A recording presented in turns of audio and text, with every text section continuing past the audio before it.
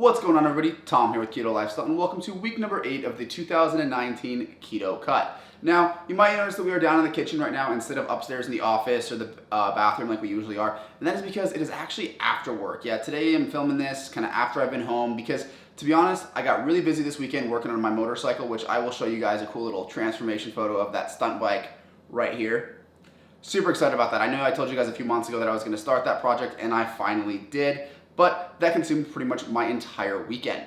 So what I want to do today is I want to do kind of this cook along video and kind of explain to you guys what I make, what I'm eating. Since this is kind of an OMAD day for me, I'm actually going to go ahead and show you guys my, complete macros for the meal and just chat with you guys as I'm going through and making dinner.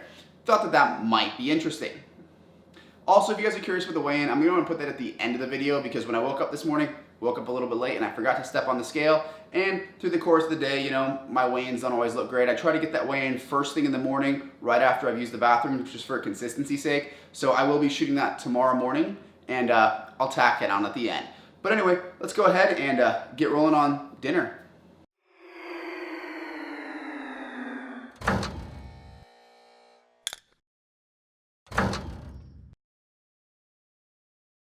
Alright guys, now I'm going to be experimenting with a new setup here just to see how it goes, since this isn't going to be a very polished video. It's just a vlog anyway. So what I have going on is I have the GoPro setup right here, which is what you are seeing me through. There's a boom mic, which you can probably see in the GoPro, and my vlog camera over here to the side shooting the food. That way you can hear me well with a good microphone, see me from this, and see exactly what's going on with the food. So we're going to see how this goes. Now today we're going to be making tacos because it is Tuesday, and when I was doing an interview with Performance Nut Butter, by the way, I'll link that article down in the description, I kind of told him this was kind of one of my go-to foods. I really like making tacos when I'm just in a pinch, something to get through really quickly. So that's what we're doing. I also have a recipe for this, and I will link it in the card right here if you guys want to go ahead and follow that recipe. So to start things off, let's go get our pan going. And I'm going to hit it with about a tablespoon of olive oil. This is actually a specialty olive oil from some store here in Vegas, and it's a garlic-infused olive oil. I'm not really going to measure it, but hit it with about a tablespoon. If you're off by a little, it's probably not going to kill you at the end of the day. To that, I'm going to add a little bit of onion. This is about a quarter of an onion that I have chopped up here. I'm actually going to go with a little more than half of that because I want to save just a little bit for some guacamole that I'm going to make. Well, not really guacamole, it's just avocado because I don't have tomatoes. And then I'm also going to throw in about a clove of minced garlic. We'll go ahead and get this going for a minute. So now that our onions and garlic are starting to cook a little bit, we're going to go ahead and throw some ground beef into the mix. This is just a pack of 80-20 ground beef, 1 pound of it. So go ahead and throw that in there. Get it all mixed in. Now while that's browning up, I want to talk to you guys for just a second about the apps I use to track my food and kind of how I keep track of my macros. So I use an app called Carb Manager. I'm not affiliated with them anyway. I just found that it was the easiest way to adjust my macro ratios and set it all up in a free app. So that's what I'm currently using, and I do really like it. As far as weighing the food, now what I like to do if I'm just cooking for myself is I will weigh it ahead of time. But since today I'm cooking for myself and Olivia, so there'll be 2 people eating, I usually actually find the cooked version of the food in my app and use those macros instead. That's not always the most accurate way to do it. Your best bet is to get the raw version of the food you're eating, put it into the app, and then cook it. But sometimes it's just not really practical, so you can usually find a cooked version. But definitely make sure that you are selecting the cooked version if the food is cooked, because the weight is going to be completely different and you're going to throw off your count altogether if you don't do that. Now, if you're not super familiar with the meal you're having or just portion sizing in general, it is my recommendation that you're going to go ahead and fill out the information in your calorie tracking app ahead of time. So basically, you know what you're going to put on your plate before you put it on your plate. Once you've been doing this for a while, you kind of get an idea of what you need, so you'll be able to just put the plate on a scale and put the food on there after it's all done. But for a lot of people that are just starting out, I really recommend knowing exactly what you're going to put on your plate before you even start cooking. So determine what you're going to make and punch in all those ingredients, all the food into your app, and make sure the calories add up before you start. Now that our ground beef is starting to brown up a little bit, I've got a bunch of spices here. To figure out exactly what spices I'm using and the quantity of them, go ahead and check that link that I just put to the taco recipe that I have. But I'm gonna go ahead and just add this into the meat. I don't drain my ground beef or anything because I do want all of that fat to remain in there. Now I know this is already starting to look like taco meat, but if you recall, since the meat was kind of pink, we're gonna go and leave this here to brown up, and I'm gonna get started on my guacamole. Now, I'm not actually gonna be making a guacamole per se because I don't have any tomato in the house. I'm basically just gonna add the seasonings and some onion to a mashed up avocado and calling that good enough. So let's get rolling on that. Now we do have a pretty gargantuan avocado, if you guys can see that. But we're gonna go and use the whole thing anyway, just because I don't want it to go bad in the fridge, and we'll probably be able to finish it with our tacos. But that is probably the largest avocado I have ever seen. My bowl might not even be big enough to accommodate this. By the way, in there we had a little bit of that onion that I chopped up a second ago, and just a little bit of garlic to add some flavor. Here are the spices, and I will put a link in the card right now to my guacamole recipe if you guys are curious what those are and how much of it is used. Then I'm gonna add some lime juice, just a sprinkle of that'll do, and we'll go ahead and get mashing on this. That'll work. Probably gonna throw a little bit of Tabasco in there or some other type of hot sauce just to bring up the heat a little bit, but that is pretty good. Now let's go ahead and step away from all this food that we've made, and I'll show you guys, how I plate it up and take all my measurements. So today I'm gonna be having my tacos in the form of a taco salad. So first things first, let's go ahead and get all our scale turned on and torn, just so that the bowl is subtracted from the equation. Now I'm gonna add in some spinach and spring mix. I do like having spinach just for the electrolyte boost. So right there, you can see I've got, hopefully I don't block the camera, about 2.5 ounces of spinach. And then I'm gonna go ahead and punch that into my phone or write it down so you can punch it in later. But we know that I have 2.5 ounces of spinach. So we'll go ahead and tear that out, set it back to 0. You can try to do math here if you want, but to most people, it becomes a little too complicated and you forget. So now we're gonna add in, I'm gonna go with about 6 ounces of the 80-20 ground beef that has been cooked. We're right there. Might be just a bit over 6 ounces. Let me just double check. Yep, we're at 6 3/4. That'll be fine because I have the macros for it. But again, we're gonna write this down just so I know when to punch it in as. Remove that again. Time for the guacamole that we made. Probably aim for about 2 ounces of this. And I'm gonna aim for, again, 2 ounces of sour cream.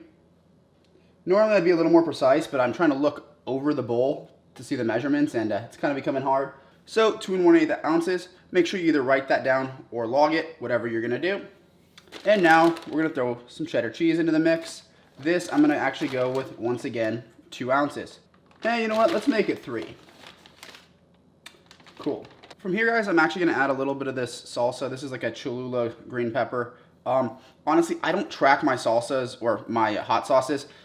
There's pretty much nothing in them. It's just peppers and some vinegar, some stuff like that. So I actually don't even bother tracking these. The caloric impact and the carb impact is so minimal that it doesn't matter. If you find one that actually has a lot of carbs in it or a lot of calories in it, then definitely track it. But for me, this stuff is so minimal, it's pretty much just a waste of my time to actually track it. All right, guys, so now you see how easy it was to make, and I went ahead and just plugged all of the food into my app there. As you guys can see, hopefully the camera will focus in. We're doing pretty good. We're only at 1,080 calories. So based on my current macros, I still have about 700 to go. So I'll probably throw in maybe some more of that guacamole or whatever. But point being here, I just wanted to show you guys how I go through and actually track my meals, how I decide how much of an ingredient, what I'm gonna do, all that stuff. Because I find that to be the hardest part about this is actually getting accurate measurements and taking the time to do it. That can be the hardest part, honestly, is just saying, oh, I need to take that extra 30 seconds to log this. Because if you say, oh, I'm gonna do it later, half the time you're gonna forget, you're gonna go over your calories, you're gonna stop losing weight. So I'm gonna go and eat all this and then boost my calories up to that 1,800. I'll let you guys know in a little bit what I actually decide to do there. But based on the current macros that I have, I'm sitting right at around 70% fat. So it'll probably be something a little fat heavier because I wanna be around that 75% fat mark personally, but this should be a good start to the meal. So quick update for you guys. I went ahead and actually added a little bit more guacamole and a little bit more sour cream to my salad because I had the calories to spare and I wanted to help get the fats up a little bit. Additionally, I'm gonna go in the pantry now and grab myself about 2 ounces of macadamia nuts, and that'll be the end of my meal. Since I am doing one meal a day, it is a lot of calories in one sitting, but that is exactly what I'm aiming for. So let me go ahead and show you guys what my macros look like for today. Hopefully the camera can zoom in on that. Actually, you know what? I'll just take a screenshot of it and put it right here because that'll be easier. So let me go ahead and read this out for you guys. So, total today I've had 1,800 calories, of which 90 grams of protein, 150 grams of fat, and 13 net carbs. Now, bear in mind, I did not plan this out ahead of time. I actually wasn't sure what I was gonna film today and just came home and threw this together. But my macros break down like this: 76.6% fat, 20.4% protein, and 3% carb. So even if you don't plan this, just a little bit of thought and some experience comes into play, you're actually able to manipulate your macros to hit the ratios that you are aiming for. You saw for me, for example, I didn't have my fats quite high enough and I had the calories to spare. So I went ahead and added the guacamole and the sour cream to help bring the fats up just a little bit. Especially if you're very, very close to your limit of calories for the day, I recommend doing that ahead of time. But since I had nothing and I knew it was gonna be very hard to make an 1,800 calorie salad, I just kind of did it on the fly as I was going. But that being said, manipulate them, tweak the ingredients, figure out what it takes to get those macros where you need them. Again, I got some macadamia nuts in there because they're very high in fat and the protein's pretty low. And for a nut, I think it's the best nut on keto. So 1,800 calories with a perfect macro split, that is fantastic. Now, I'm gonna go ahead and eat those macadamia nuts and I'll catch up with you in a minute. You know, as I was munching down those macadamia nuts, I kind of thought of something, and there are certain things that I choose not to track, and I haven't really addressed those at all in this video, other than like the hot sauce because there's pretty much nothing in it. But there are certain things that I choose not to track because they are so small of an impact that unless you have an exorbitant amount of it, like the hot sauce, it's not enough to make a difference. And when time's a concern, and let's face it, nobody likes sitting there and trying to plug in your food in your phone and track the macros. It's kind of a pain. And the more you have to do, the more of a pain in the butt it is, right? So things that have pretty much no calories in them or next to none, I choose not to track. Also, the app that I use, this is one of the limitations of it, it only allows you to track like 15 or 20 items a day. And you can get around this by going into the custom recipes and like typing up a recipe for what you're making. But if you choose not to do that, sometimes it's really easy just to leave one of those spices out because the calories are minimal, the carbs are minimal, and it kind of just becomes a choice you have to make. Early on, you might want to track those things, and that is totally fine. I actually really support that. I think that is the most responsible thing to do. But for those of us who've been doing this for a while or just kind of are a little bit lazier, which I'll admit it, I'm lazy. I don't want to sit there and punch in something that's going to ring in as like a quarter net carb and probably 0 calories because of the way packaging rounds. It's just not worth my time. So feel free to skip those things if you find that to be easier. But if you're very strict and you're just starting out, it might be worth, at least initially, trying to keep track of those things. Well, everybody, welcome to the weigh-in portion of today's cut video. So, unfortunately, I'm hitting this point where I'm kind of still at a stall. I know last week I talked to you guys about dropping the calories, and I've done that this week. I'm sitting right around 1,800 calories, but I'm still stalling out. I'm basically the exact same weight that I was last week, which is very disappointing, and anybody who's been there knows the feeling. It happens to pretty much everybody as you lose weight. Your body starts to fight you on it, because your body really wants to maintain this kind of homeostasis. It doesn't want to change at all, and you really have to fight that to lose weight. Eventually your body starts pushing back, which gets annoying. So this next week I'm gonna have to try a few things to break this stall. So I figure I'll take a moment here to tell you about the things that I have used in the past to break stalls and what I'm gonna try this time to break this stall. So I don't really want to cut the calories any further. In the past, I've dropped calories to break a stall. Sometimes that happens, but since I just cut them, that should not be the case. And I'm not trying to starve myself here, right? As a former fat guy, y'all know I love food. Can't really do that. I don't want to get myself down to 1,600, 1,700 calories, whatever it is. I think I'm okay at 1,800, especially with my size. That should be totally fine to cut on. Things that I've done in the past. I have upped my cardio. I've tried a calorie refeed. I've tried carb refeeds. I've tried fasting. And I've had varying degrees of success with all of them. So what I'm probably going to try right now is I'm probably going to try a calorie refeed and fasting. Now, carb refeeds can be great, but honestly, guys, when I eat carbs, I just feel like absolute shit, and I really don't want to do that, especially because, I'm going to put on some bloat and whatever garbage. Just not worth it at this point in time. Maybe if I can't bust this stall, that'll be something I'll look at, but right now, that's not what I'm going to do.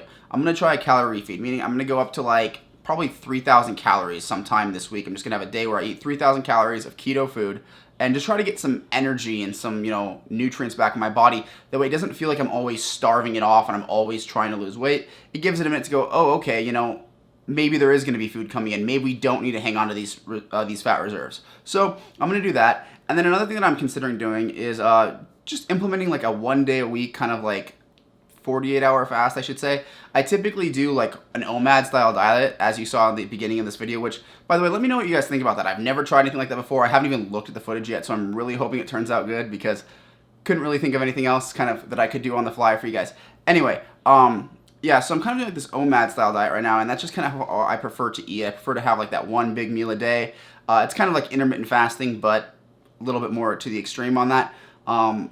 And what I plan on doing is I might skip one meal a week. So it basically ended up turning it to be like a 48-hour extended fast. I probably will try that after like later this week. So I'll probably do like my 3,000 calorie refeed probably tomorrow, maybe today. And then and that one, by the way, will probably not be one meal a day. Like that OMAD thing does not work for me past like 2,000, 2,500 calories. It becomes just too much. So I'll probably have that day coming up, hit 3,000 calories, see what my body does, give it a day or two. And then what I might do is I might just, skip that one meal. So it gives me almost a 48-hour fast and see if that's enough to trick my body. So there's a lot of things that I'm playing with here, and it's just a matter of getting my body to start releasing that weight again. Because as you guys saw in the beginning of this cut, I lost a lot really quickly, and that's typically how my cuts go, is I will lose a whole bunch at the beginning, and then my body just starts fighting me on it. But then once I'm able to get my body to stop fighting me, it falls off again really quickly. So my graph really kind of looks like this, which is kind of annoying because I'd rather see something more like this. And, that's just weight loss for you. There's not much we can do about it. There's not much I can do about it. So that's probably where I'm going to leave you guys on this video is just, this week I really haven't lost anything, like an ounce, if anything. So I'm kind of in this stall point. Now it's my job to try to break this stall, and those are the kind of the techniques that I'm going to use and see. So hopefully next week I can pull a big number because we're about 28 days out from KetoCon, and I wanted to be right around 215. Currently I'm about 225, so I've got 10 pounds to lose in a month. That's not super unrealistic for me, but I'm definitely going to have to see one of those numbers drop real good here. I'm going to have to break this stall as fast as possible. So with that, guys, I'm going to go close the video. If you like this video, leave it a like. If you have any questions or comments, leave them in the comment section. And if you have not subscribed yet, do me a huge favor, guys. Hit that subscribe button, show some love, and I will see you in the next one.